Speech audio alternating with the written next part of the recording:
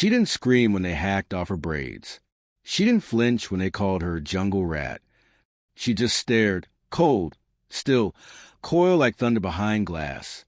A silence, so heavy it felt like the air had stopped breathing.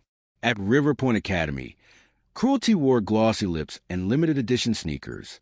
It walked with manicured confidence, smelled like eucalyptus floor cleaner and inherited power, and smiled sweetly as it crushed you from the inside out. Beneath the school's polished veneer, beneath the vegan lunch options and mindfulness posters, festered something darker, an ecosystem of privilege, hierarchy, and casual torment disguised as tradition. Amara Liddell wasn't just an outsider. She was a ghost with skin. 16, quiet, soft-eyed. Her voice barely registered above a whisper. Her clothes clung like forgotten stories. Faded hoodies, hand-me-down jeans, scuffed sneakers that crossed too many miles. No social media presence. No filtered selfies. No friend group.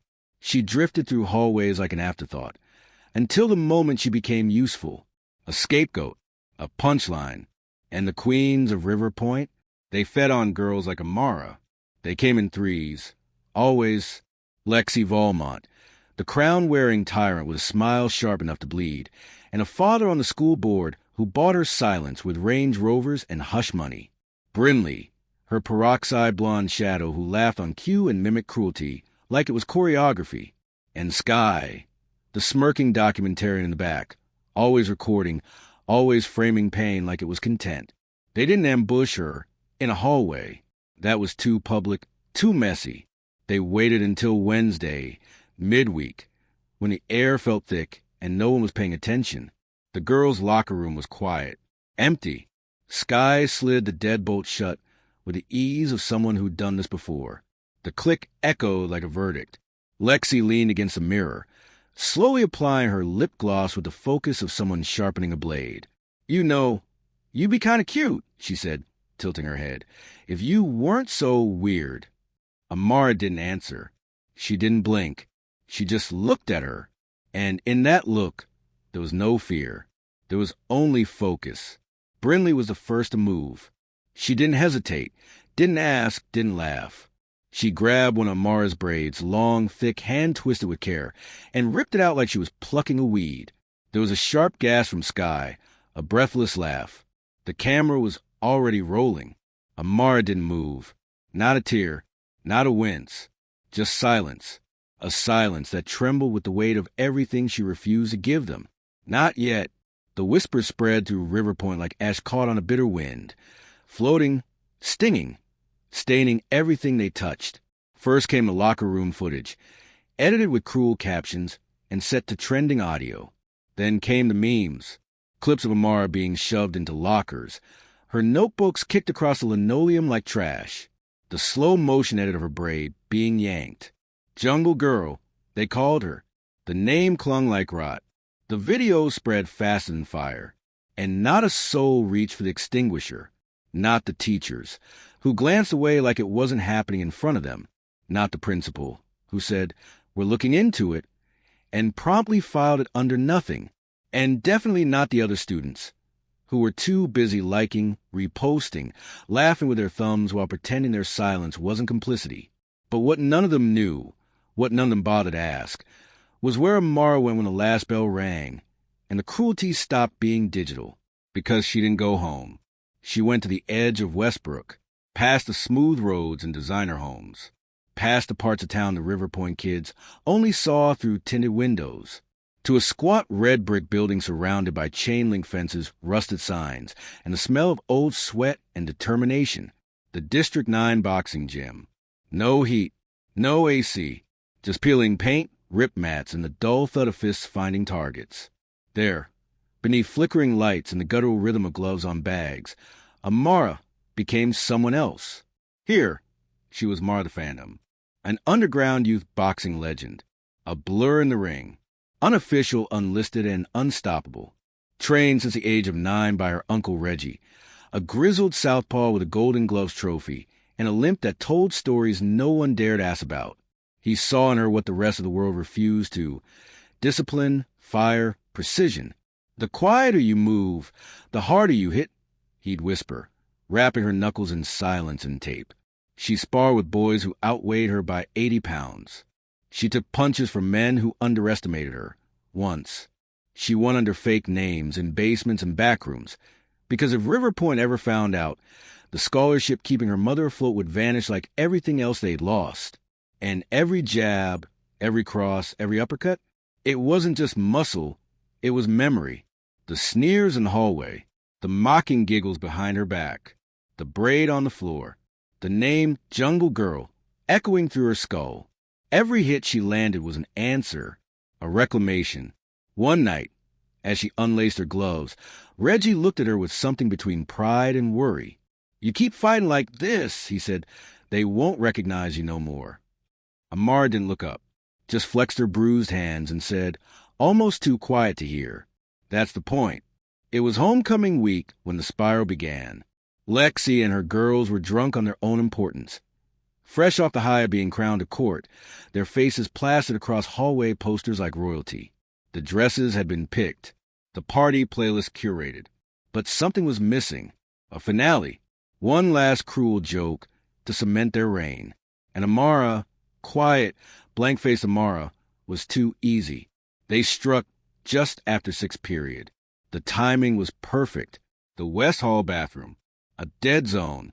No teachers. No security cameras. Just the three of them, their phones, and a storm they didn't see coming. Lexi led the charge, smearing a disgusting cocktail of hair gel and ketchup across the inside of Amara's locker, laughing as it oozed down her books. Brinley poured a full bottle of bleach onto Amara's gym clothes, holding her nose dramatically. The synthetic sting filled the air. And Sky, she was already filming, angling her phone for maximum humiliation. "Look at her," Lexi whispered, voice giddy with venom. "Still won't talk. Girl's got nothing in her." But then Amara moved. Not quickly, not wildly, just deliberately. She peeled the damp, bleach-soaked shirt from her locker and dropped it without looking at it, her fingers calm, her shoulders square. She turned to face them, really face them, for the first time, and then, in a voice like gravel scraped over steel, she spoke. "Hit me?" Lexi blinked. "What?" Amara didn't raise her voice, didn't repeat herself out of desperation, just tapped her jawline, once slow, controlled. "Hit me, right here. One shot. Let's see what happens." The air in the room thickened. Time bent. Even the hum of the air vents seemed to freeze. The tiles, the mirror, the walls, they all held their breath. Lexi laughed, but the sound came out wrong, tight, uncertain. "What is this? Some freak show meltdown? You seriously need..." She didn't finish, because Amara moved. It wasn't rage. It wasn't chaos. It was precision. One jab, so fast it blurred. A line from years of training, from hours in sweat-soaked gloves, from fists forged in silence.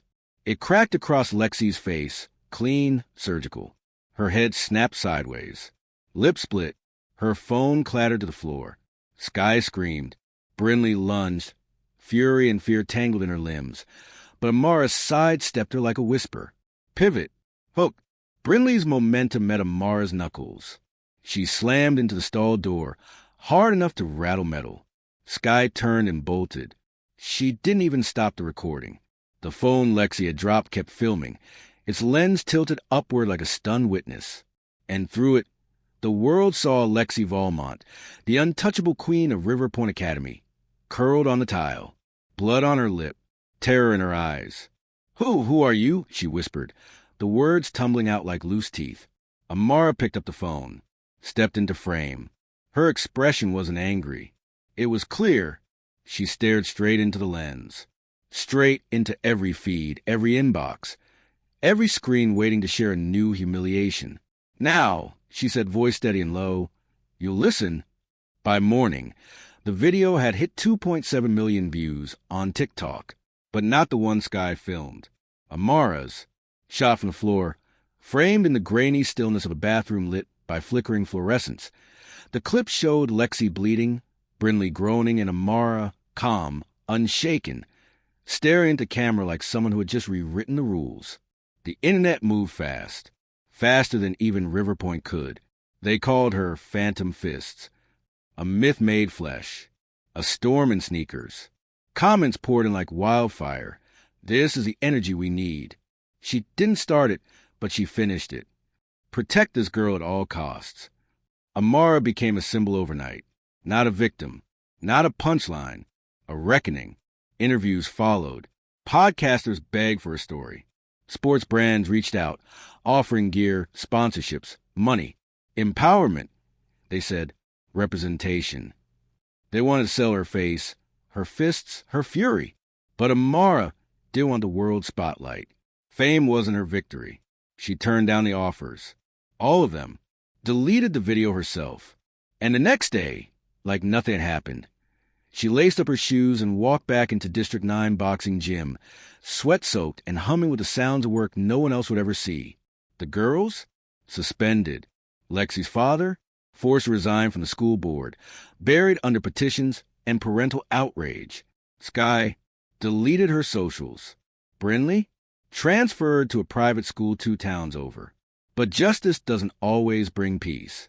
Because while the internet crowned Amara a hero, no one saw the bruises beneath the skin. The ache that victory couldn't cure. The trauma doesn't vanish when the camera cuts off. The loneliness doesn't leave just because someone claps. Sometimes, survival costs you parts of yourself you didn't know were negotiable.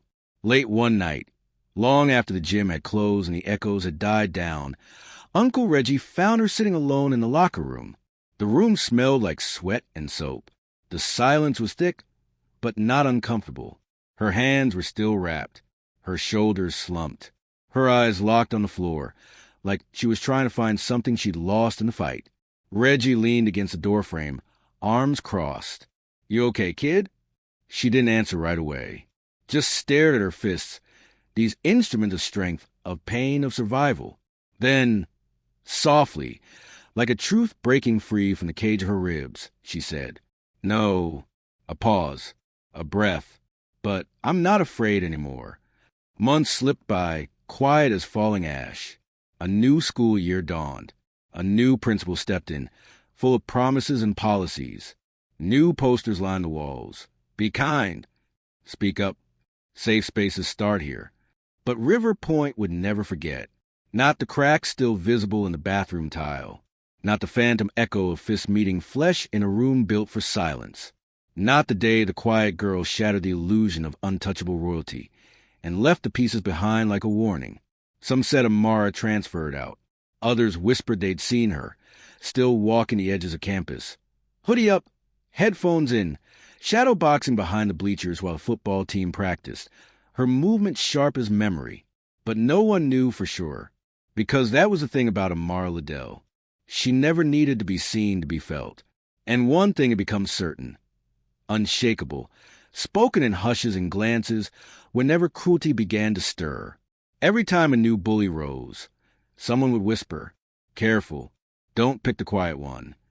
Because beneath silence, sometimes there's thunder. Because sometimes the girl you overlook is the one who's been training all along.